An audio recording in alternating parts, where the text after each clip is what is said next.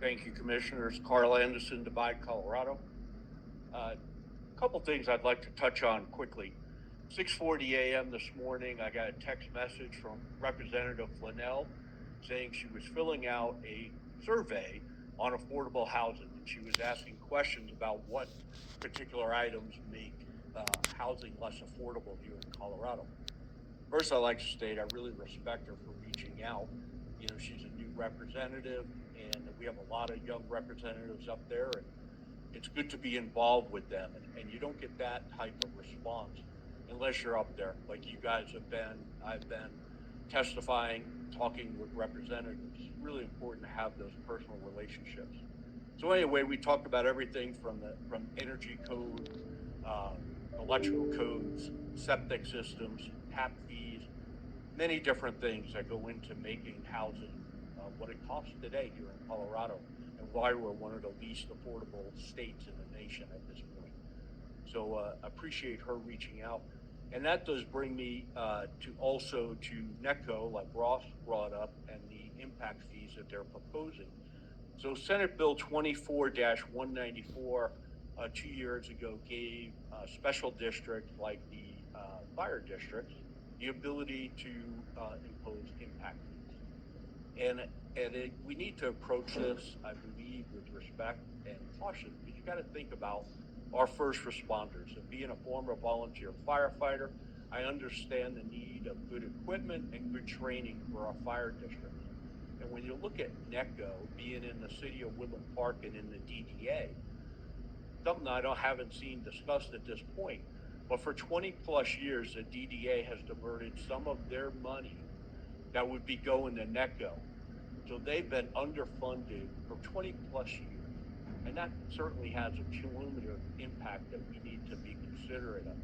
So I do encourage public input on this fee and what its impacts are going to be on new construction. As a contractor, I look at, the proposal is $2.30 per square foot on a new house.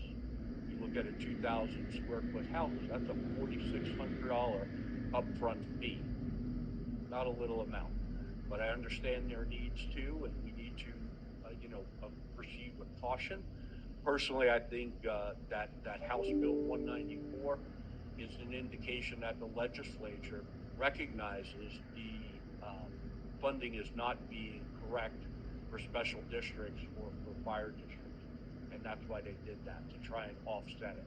But it's really a Band-Aid for a much larger problem. But I think we certainly need to pay attention to this one, because it will have a large impact on affordable housing in Woodland Park. But we also need good services from our fire district. Last thing you want from dispatch is a call back, sorry, my fire truck didn't start, they're not coming. Okay, I mean, we want good equipment. So on that, also, I just want to, for one thing, I appreciate the law enforcement being out in the forest north of Divide. I personally have witnessed over the last couple of years the degrading of our national forest and how it's been treated there, and the push out really of the locals enjoying the national forest. Just have the sheriff's department out there doing this job. I really appreciate that, and I would fully support that as your next commissioner too. I'd also like to say tonight is business after hours. Tony Perry, Park State Bank, is having their business after hours at Tava House. So please come out and support them. Also, Shannon has been in touch with the sponsors on those initiatives, like the Right to Hunt and the Right to Natural Gas. We will hopefully be having petitions for signing at our office in Woodland Park by the end of the week. I would encourage everybody to come by and sign, and we'll post it online when we do get those and start distributing it around the county.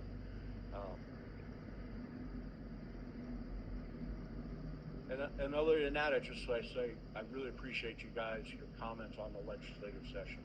It was a brutal session, but we had big wins on local control and keeping things from getting worse. And that only happens from being at the table. So I appreciate you guys being at the table, and I look forward to being at that table. Thank you. If I could, Mr. Chair. Yeah, go ahead. Carl, I just want to say thank you personally. This isn't political. Carl's a good example of a citizen and there's many of you here who actually understands why things change in our life locally. And so, as a reminder, he brought up the price of housing. I think Eric could correct me. I think there's 21 or 20 people, our legislators, that were appointed. They weren't elected by people; they were just appointed.